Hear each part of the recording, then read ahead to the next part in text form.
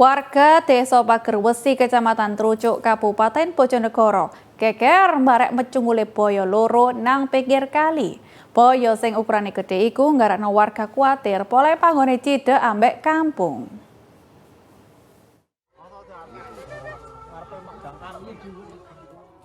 Puluhan warga Desa Pager Wesi, Kecamatan Trucuk, Kabupaten Bojonegoro nglumpuk nang pinggir kali Jurang Marong sing dempet mbarek Dukuh Sembung Desa Kanten Selasa sore wingi.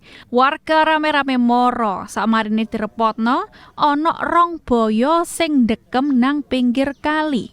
Dorong diruwi teko endi asale boyo iku. Mecungule boyo sing dawane 2 meteran iku pertamai diruwi ambek warga pas tepak telek kayu nang mburi omahe sing cidhek kali. Lah gak sengaja dekne nontok boyo sing wis ndekem nang kono. Warga iku sempat ngira boneka.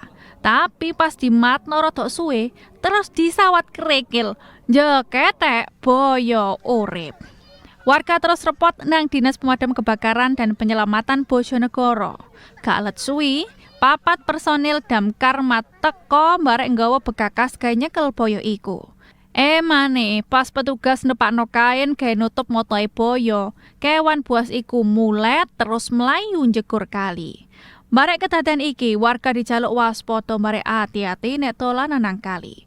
Mecungule boyo iki gak cuma sepisan tok.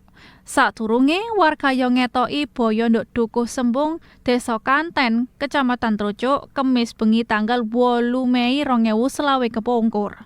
Boyo iku diruwi salah siji warga tepake mancing. Itu Jody Aldian, CTV.